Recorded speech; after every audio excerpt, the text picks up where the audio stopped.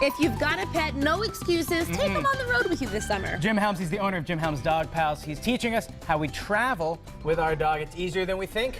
It's really easy. My dogs travel with me everywhere. I've been on 24-hour trips with a dog, and it's gone really well. And it can save you some money, too, because boarding a dog is expensive, and it's not great for the dog. No. I mean, it gets really expensive, and they're stressed. I mean, even though they may be having fun, it's stressed. So I love to take our dogs anywhere we can go with them. And they're also members of the family, too. Yep. So if you want to bring all the family members on vacation, you should bring your pet, too. So what are some things that we need to keep in mind when we do travel with our dog? Some of the first things is just like when you travel with kids, think about that safety. Don't let the dog just kind of roam in the car when you're out traveling. I mean, I've seen dogs literally on their driver's lap with their head sticking out the window. And that's dangerous. That's dangerous. It's dangerous. All right. So you really want to think about actually strapping them into the car. They actually do have seat belts that you can actually, and harnesses that you actually put on, crating the dog inside. And if you use a crate, you actually want to secure it to the car. I was going to say, you don't want the crate flying around in the car. So it depends on what kind of car you got, but think about that safety part first. It's really important. It's interesting that you say that because we do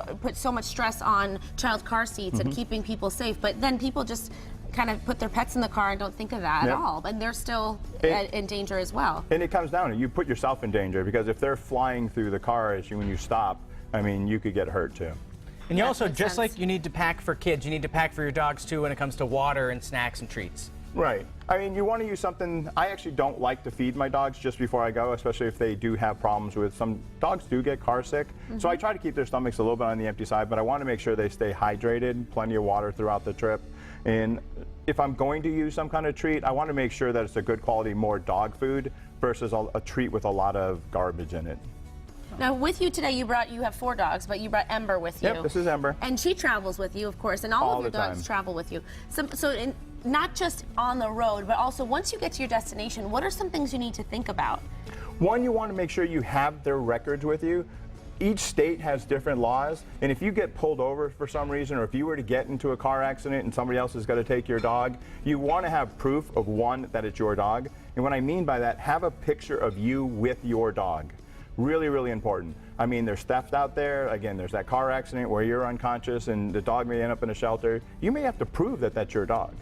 Have that rabies vaccinations, all right? Have some shot records. Maybe you have to board for some reason. Some hotels require different types of paperwork. So whatever you've got. If you do the CGC or the Canine Life and Social Skills and you've got a diploma, bring that. Some hotels will actually give you a discount if your dog stays there. Well, let's talk hotels because that can be stressful too. I know my folks, they used to drive back and forth from Florida, and that day, the drive takes a few days. What do you need to know when it comes to lodging in your pet?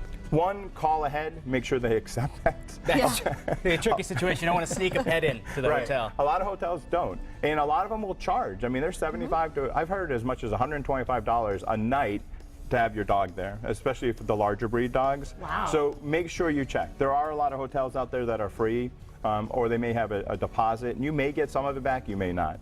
So make sure you know where you're going and what it's going to cost you. And there are a lot of apps that people can download on their smartphones now that can actually help with travel and give you some things to remind you of what you should bring with you as well. Yeah, and I love, there's just a couple different apps that I really love. I can literally put all her information in it, her microchip, her number, her rabies number, pictures of her. If she was to get lost, I can actually take this app and actually print out a lost picture. I can email that picture. All my vet information's in there. So having that all digital can be really nice. That's a tremendous help. Jim, thank you so much for stopping by. But later in the show, you're going to tell us about some affordable, cheap, natural things that we can cook up for our dog. Thank you so much. And Ember, too, thank you. Yeah. So well behaved. What a well-behaved dog. No surprise, right? Good girl.